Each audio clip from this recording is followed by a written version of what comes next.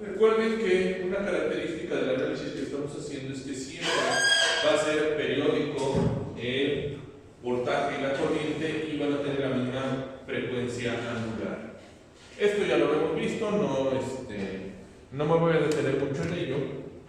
Tenemos el voltaje RMS, que a fin de cuentas, recuerden que si yo quisiera sacar el promedio de una señal periódica cuyo cero coincide con 0 volts, ¿qué es lo que pasaría? Que yo tendría el semiciclo positivo, no sé, 100 volts, el semiciclo negativo menos 100 volts.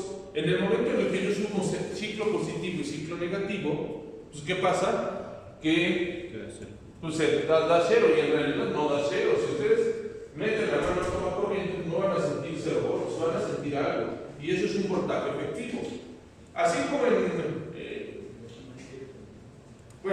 como normalmente le hacemos, es que estas cantidades negativas, si queremos pasarlas a positivas, las elevamos al cuadrado y le sacamos la raíz. Nada más que aquí hay un pequeño detalle, no podemos hacer eso directamente. Tenemos que hacerlo como es una señal periódica, tenemos que hacerla en un periodo y tenemos que integrar su área bajo la curva para sacar cuál es el voltaje efectivo. A fin de cuentas, si ya nos tomamos un poquito más detallado, pues simplemente sería la integral de 1 hasta t, la raíz de la integral de 1 entre t por la integral de 0 a t de b cuadrada, donde b cuadrada es la función 169 coseno de 377t más 0 grados de desfasamiento. Ahora, aquí hay un pequeño detallito. Yo voy a tener algo que se llama potencia compleja. La potencia compleja es la suma de la potencia disipada por los elementos resistivos y la potencia disipada por los elementos reactivos. Vamos a ver las siguientes dos personitas. ¿Quién acaba de llegar? Ya me había tocado aquí, También. Que no sé. Hazlo por chistosito, Es cierto.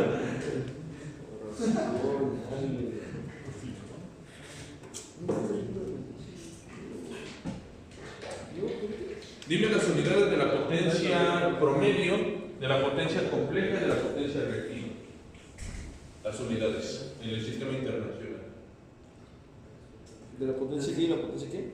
La potencia promedio, que es la que disipan los elementos resistivos. La potencia reactiva, que es la que disipan los elementos reactivos como capacitores o inductores. Y la potencia compleja, que es la composición de los dos. ¿Cuáles son las unidades de cada uno de ellos?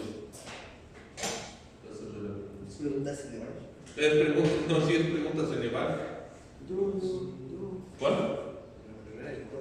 Watts. La primera es watts. La potencia promedio tiene de unidades en el sistema internacional son los watts. La segunda, Kilovoltampere. ¿cuál? Voltampere. Voltampere. Esa es la de la potencia compleja. Y de la potencia reactiva, También es voltampere. voltampere reactivo. ¿Sí? ¿Por qué estúpido? Esa es de la pregunta.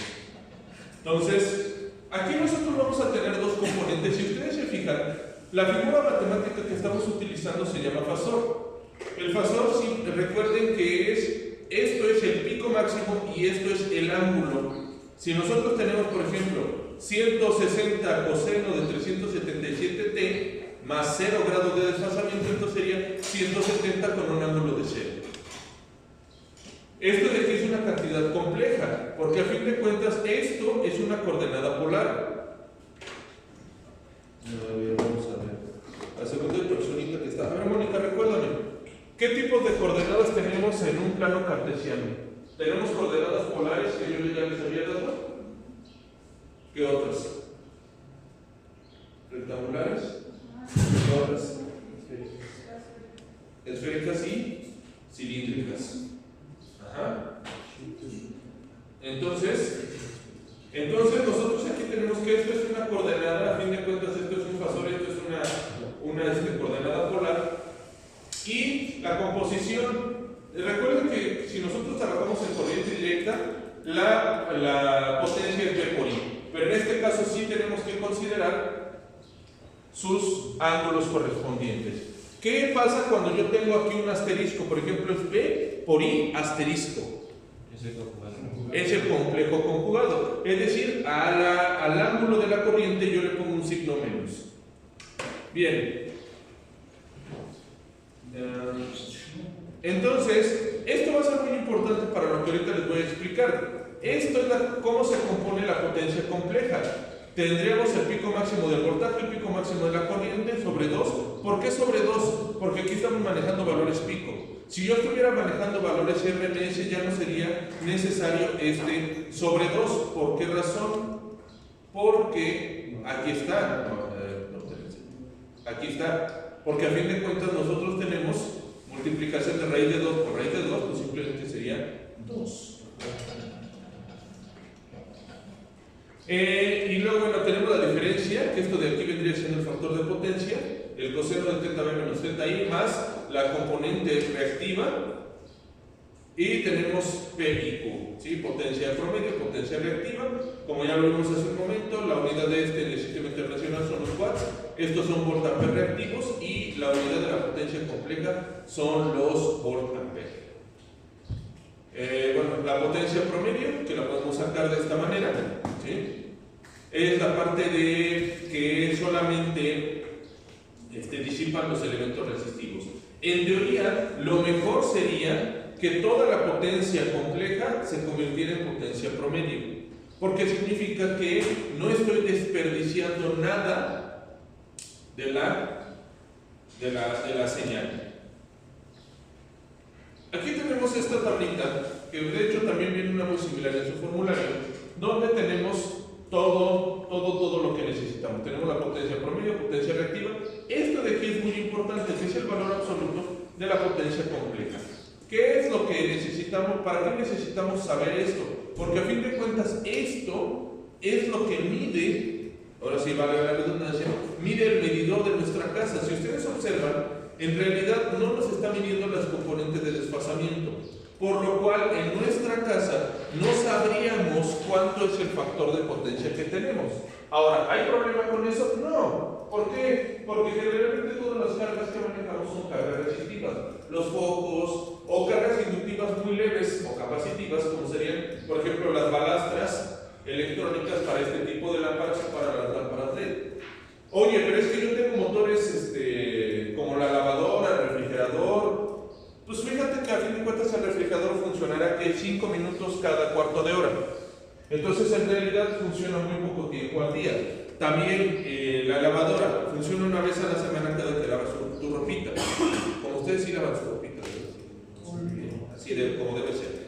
Entonces cada que lavan su ropita, pues funcionará tal vez unas 2 o 3 horas en lo que lo hacen, pero a fin de cuentas solo funciona una vez a la semana. Hoy es que la secadora, nuevamente, no son motores muy grandes. Entonces, aunque tú tengas un factor de potencia, un desfasamiento, pues en realidad no te va a afectar en mucho. El problema es en la industria, donde tú sí tienes motores de gran potencia y aparte los tienes funcionando muchas veces 24 horas al día, 3 turnos. El factor de potencia, como les había mencionado, pues simplemente es el coseno de θB menos θi, ¿sí?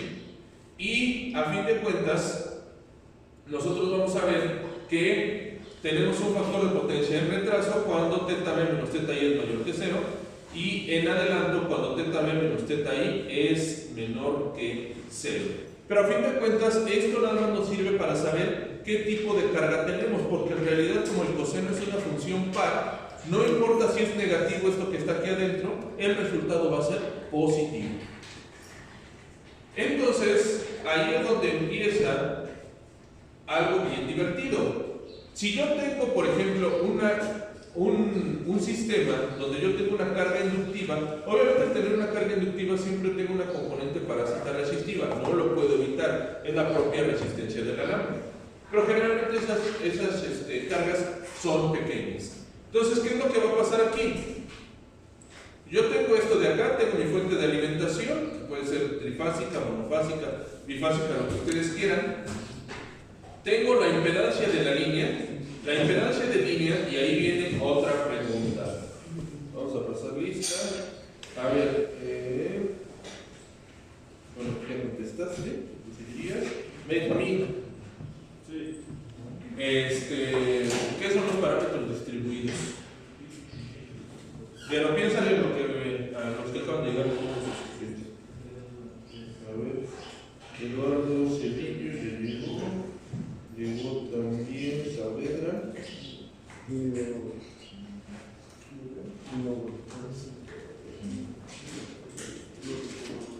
Valdés.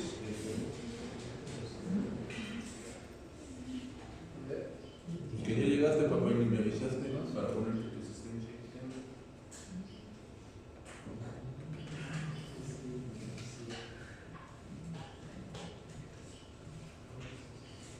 Recuerden entonces, Benjamín, ¿qué son los parámetros distribuidos?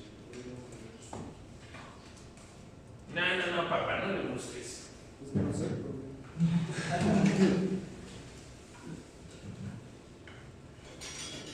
Un parámetro distribuido es que si yo tengo una línea de conducción, esta línea por el solo hecho de existir, ya va a tener asociada con ella una resistencia, una inductancia y una capacitancia parásitas. Es decir, vamos a ubicarnos, no sé si todos ya hayan ido, por ejemplo, a la planta de Chrysler aquí en la zona industrial. Es una cosa enorme. Ellos tienen una subestación eléctrica, llega una torre de alta tensión, ellos tienen una subestación eléctrica. Y esta se encarga de surtir a toda la planta. ¿Está bien? No hay ningún problema, nada más que hay un detalle. ¿Cuánto les gusta que mida en diagonal toda la planta, el cuadrísimo? ¿Kilómetro? Más o menos. No sé, no digo, pero sí. No, pues incluso pasando por afuera, la planta está enorme. ¿Sí? Bueno, de hecho si pueden ir, aunque sea nada más así en un open house o algo así, es bastante interesante su línea de producción. Muchas veces las personas que trabajan ahí, cuando mi hermana trabajaba ahí, cada año hacían un open house, es decir, invitaba a ella, invitaba a dos, en la mañana invitaba a su esposo y en la tarde nos invitaba a nosotros, a mi papá y a mí, para que fuéramos a ver, o sea, para que veas dónde trabaja la persona y bla, bla, bla. Y es bastante interesante porque la persona te va dando un recorrido y es muy interesante ver todo cómo es el proceso de desarrollo. Pero bueno, en este caso, los parámetros distribuidos se miden, por ejemplo, en inductancia por metro lineal. Es decir, qué tanta inductancia va a tener el cable de transmisión y qué tanta resistencia va a tener por cada 100 metros el cable de transmisión. Hay cables, por ejemplo, que alcanzan los 100 ohms por cada 100 metros. Entonces, ¿qué es lo que va a pasar? Si nosotros tenemos 1 kilómetro, vamos a tener que ese cable va a tener una resistencia de 1 kilo ohm. Entonces hay que tener cuidado con eso, ¿sí? Con los parámetros distribuidos.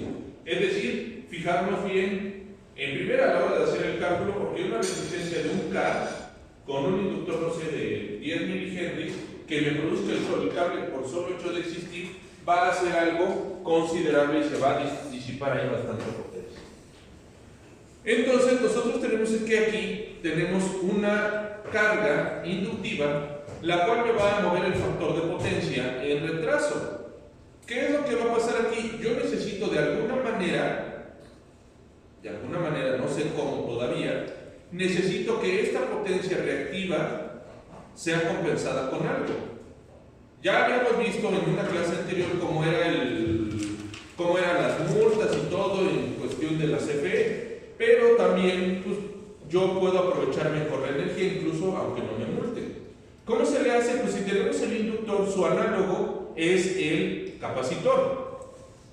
Entonces yo necesito calcular una capacitancia de tal manera que pueda compensar este inductor.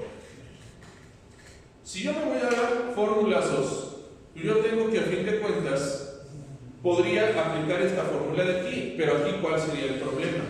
Que yo no sé cómo sacar esto, ni de dónde salió, y esto no viene en mi formulario. Entonces, yo tendría que hacerlo manualmente, que no va a venir en el Ceneval que lo hagan manualmente, pero sí les van a venir preguntas conceptuales de esto. Entonces, vamos a ver cómo se trabajaría. Primero que nada, ¿dónde les gusta más que lo haga aquí o allá? Ya. ¿Acá? ¿Aquí? Acá. Sí, claro. Ok. Entonces, ¿cómo se vería en este caso? Primero que nada, la verdad, bueno, la clase pasada un compañerito me había dado los parámetros de su motor, pero la verdad perdí el cablecito, el papelito. Entonces, por aquí traigo un ejemplito de un motor que una vez hicimos el arrancador en una fábrica. Estaba un motor bien sólido, que consumía casi 100 amperes. Este motor, recuerden que yo tengo aquí, esto es el voltaje y esto es la corriente. Entonces yo tengo una diferencia entre cresta y cresta. Esa diferencia entre cresta y cresta me va a dar, bueno, en el caso de este motor era de 2.6 milisegundos.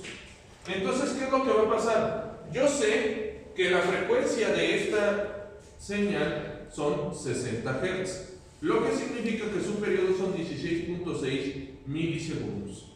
Entonces yo puedo decir 16.6 por 10 a la menos 3 equivalen a 360 grados, como 2.6 por 10 a la menos 3 equivale al ángulo de desfasamiento.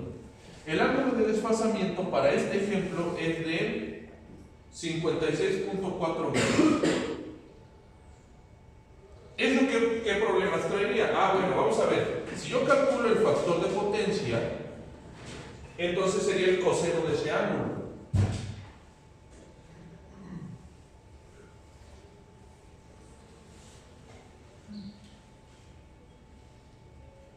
.55. Recuerden que el factor de potencia aceptado es de 0.85 superior. Entonces este factor de potencia está muy mal. ¿Qué significa? Que no estoy aprovechando correctamente la energía que me está llevando. Mis máquinas no están siendo lo suficientemente eficientes. ¿Qué quiere decir esto? Que yo necesito más energía para producir el mismo trabajo. Entonces, si yo corrijo esto, voy a requerir menos energía para este trabajo. Yo sé aquí, y esto fue por medición, que la corriente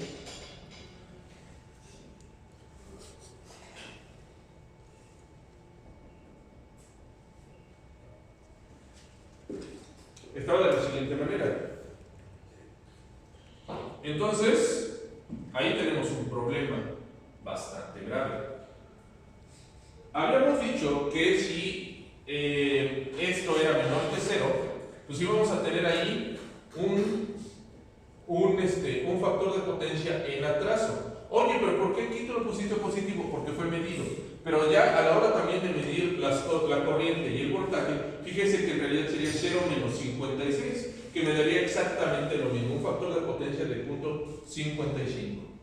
Entonces, en este caso yo puedo calcular la potencia compleja. ¿Cómo se calcula? Pues simplemente 169 por 96 sobre 2 por el coseno de 0 menos 56 y más j seno, 169 por 96 sobre 2 por el seno de 0 menos 56. Entonces, esto que me daría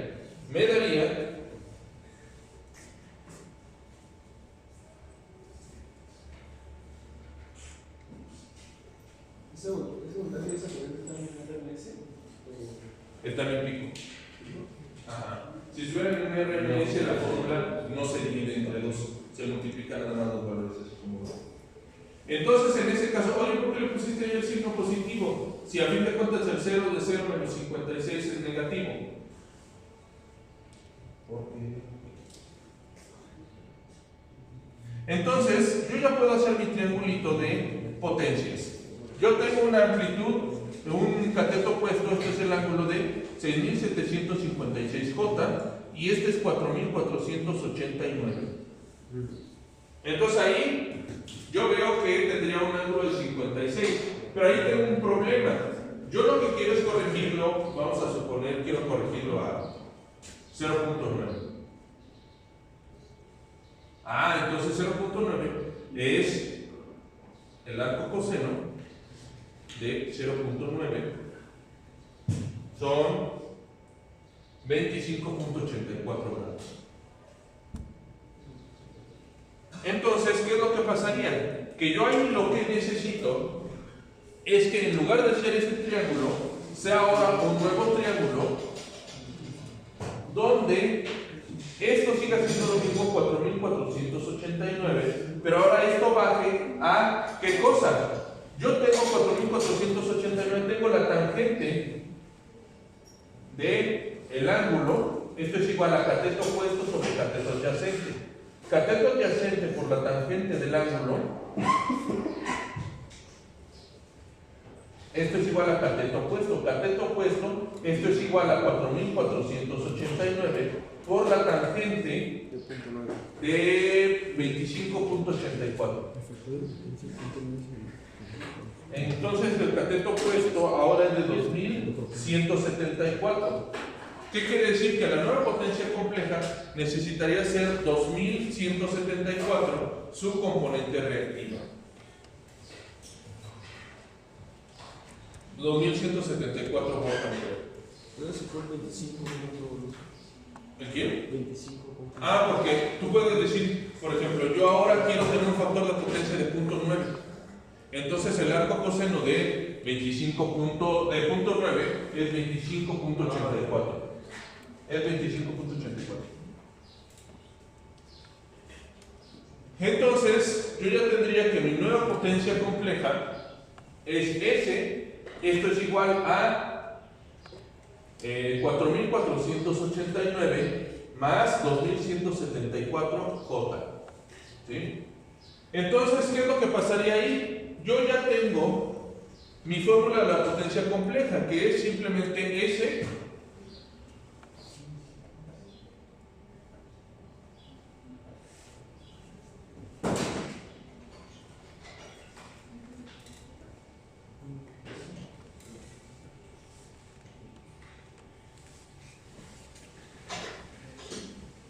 Pero aquí vendría un pequeño detalle.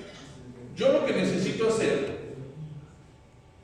es calcular ahora algo que me dé esto. Es decir, yo hace rato tenía 6.756 menos 2.174, serían 2, 15, serían 8, sería 2, sería 5 y serían 4.582J, lo que tendría que producir con un capacitor, ¿sí? Es decir, la potencia compleja del elemento que yo voy a poner, vamos a ponerle así, que esto sería igual a QC, que esto serían 4.582J. Entonces, yo ya me puedo ir a una cosa. Si yo estoy diciendo que aquí es J, significa una cosa. Significa que a fin de cuentas, esto de aquí solamente es una componente reactiva. Lo que significa que yo puedo tomar en cuenta Bm, Im, J sobre 2 por el seno de teta. Pero como esto me está diciendo que es 90 grados, entonces pues esto se me va a 1. Entonces simplemente sería Bm, que son 169, por Im, que yo no lo conozco, sobre 2, ¿sí? Esto es igual a 4.582J. Entonces, de aquí hago la operación. ¿Por qué es un 90? ¿Por qué qué? ¿Por qué el ángulo es 90? Porque tú necesitas a fin de cuentas producir esta cantidad de potencia compleja con un capacitor. Y no es el máximo, ¿no? Exactamente, o sea, a fin de cuentas tú al capacitor no le vas a agregar componente resistiva, entonces va a ser puro y complejo. Entonces una vez que tú tienes eso, ya simplemente haces la operación, sacas IM, que sería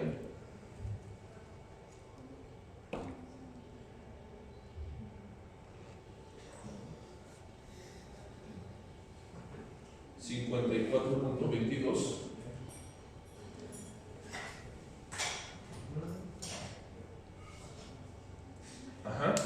Entonces una vez que tienes eso, pues simplemente calculas la, bueno, y eso ya sería la componente inductiva, la empírica capacitiva. Entonces, ya que tienes eso, simplemente te acuerdas que Z es igual a B sobre I. 169 con un ángulo de 0 sobre 54.22 con un ángulo de menos de 90. Entonces, ¿qué es lo que va a pasar aquí?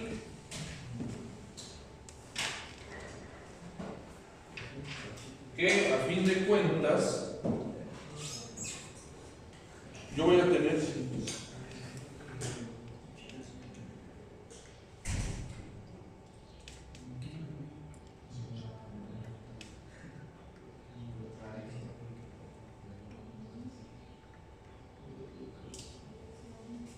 tengo que la impedancia de ese capacitor es de 3.1169J. ¿Sí? Entonces, ¿qué es lo que va a pasar? Simplemente ya hasta el final tengo X es 1 sobre J omega C. Omega ya la conozco. Omega ya la conozco. X ya la conozco, que es eso de arriba. Simplemente despejo y me da el capacitor. ¿Alguna duda hasta aquí? Entonces, este es un método de los más sencillitos para poder trabajar con para poder obtener el capacitor que corrige el factor de potencia a lo que yo necesito. ¿Sí les queda claro? ¿Alguna duda? Bueno, pues háganlo. Otra pregunta. Me habían solicitado, una persona me había solicitado el programador de VIX. Ya me di cuenta que, bueno, no lo tengo, que no sé si no me lo hayan regresado. El semestre pasado, perdón. Mi programador. Déjame preguntarle algo. ¿Sí? Pero ¿cuál era